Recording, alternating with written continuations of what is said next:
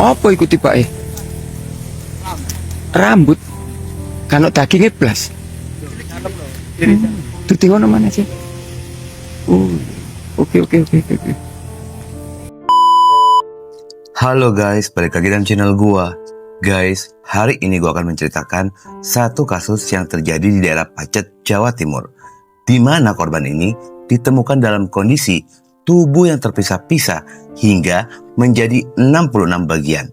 Bagaimana kronologi dari kasus ini? Yuk kita simak videonya.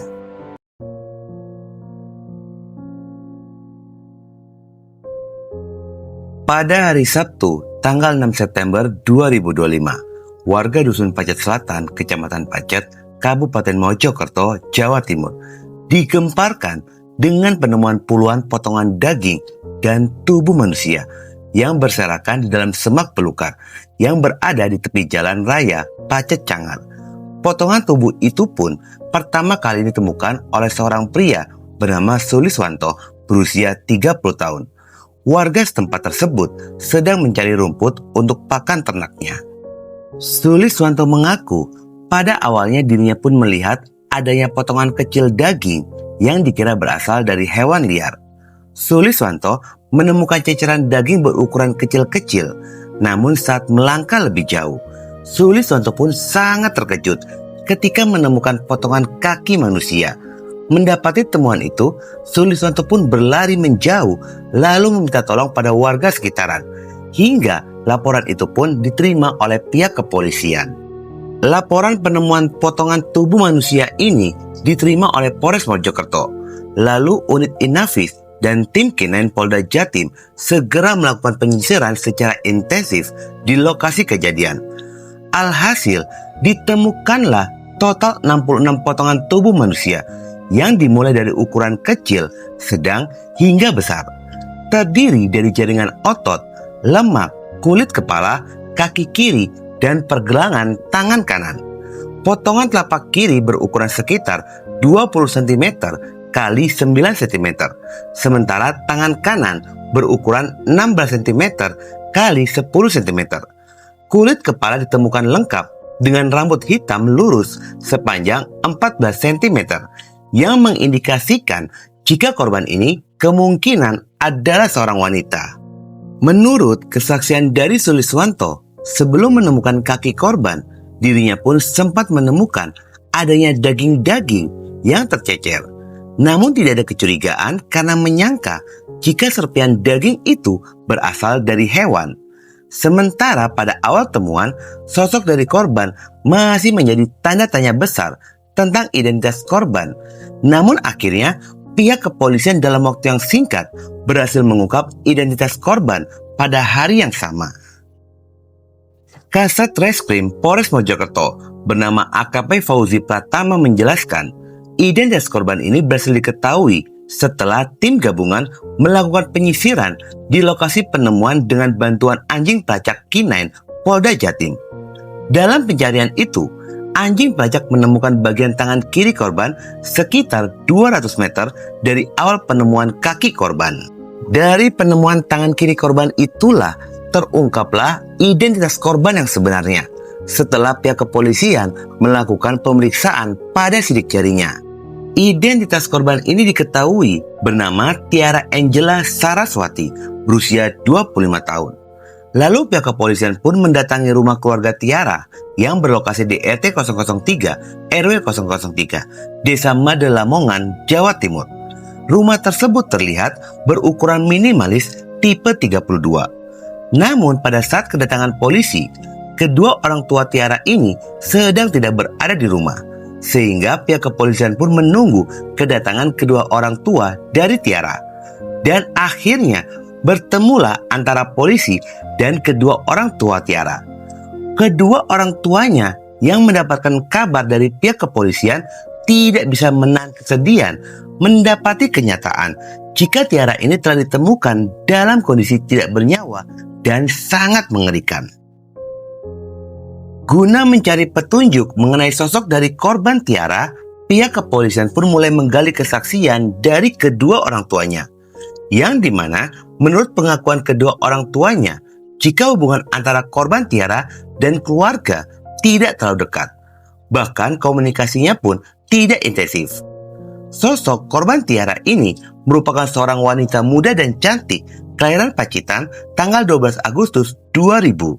Setelah lulus kuliah S1 Manajemen Universitas Trunojoyo Madura, dan setelah lulus itu pun Tiara lebih memilih untuk menetap di daerah Surabaya, Jawa Timur dan mengaku ingin belajar mandiri. Diketahui jika korban Tiara itu sendiri berasal dari keluarga yang sangat sederhana.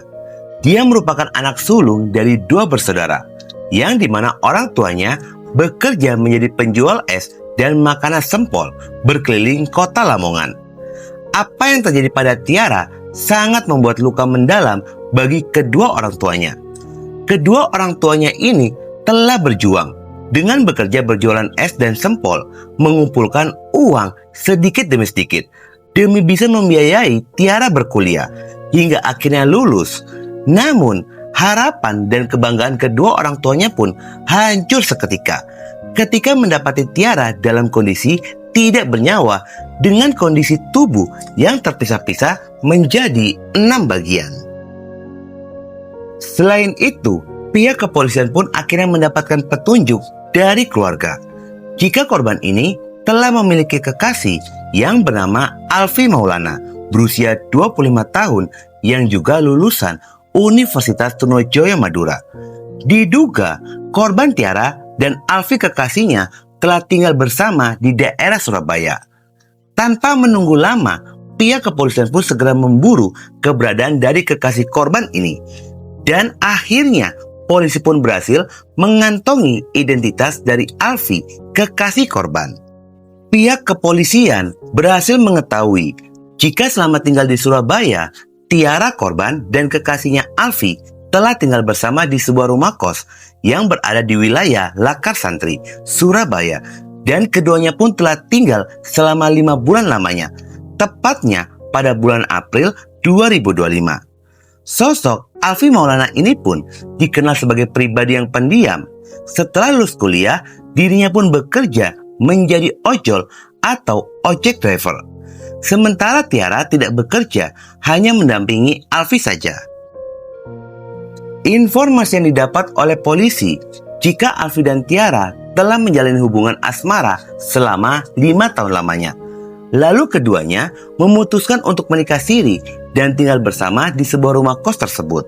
Selain itu, Alfi merupakan seorang perantau yang berasal dari Dusun Aik Paing Tengah, Desa Aik Paing, Rantau Utara, Labuan Batu, Sumatera Utara. Pihak kepolisian berhasil melakukan penangkapan pada hari Minggu, tanggal 7 September 2025 jam 1 dini hari, atau tepatnya 14 jam setelah penemuan potongan tubuh korban. Di dalam rumah kos yang berlantai 2 tersebut, polisi menemukan adanya serpian tulang belulang, serta bola mata dan kulit kepala yang disimpan di dalam lemari. Lalu kepala korban pun berhasil ditemukan berada di dalam kamar mandi. Pada saat penangkapan itu pun, pelaku Alfi berusaha melarikan diri dan terpaksa kedua kakinya diberikan hadiah timah panas. Polisi memang sudah siap apa-apa ya, memang sudah siap, jadi apa ya, penangkapannya pun memang langsung. Jadi di kedua-kedua itu tidak menjawab, akhirnya gitu. Sementara mengenai kronologi dan motif dari pembunuhan ini, pihak kepolisian belum merilis secara resmi lantaran sedang melakukan pendalaman kasus. Namun kesaksian warga pada malam yang diduga pembunuhan itu terjadi, warga sempat mendengar adanya keributan dari kamar lantai 2 antara korban Tiara dan pelaku Alfi.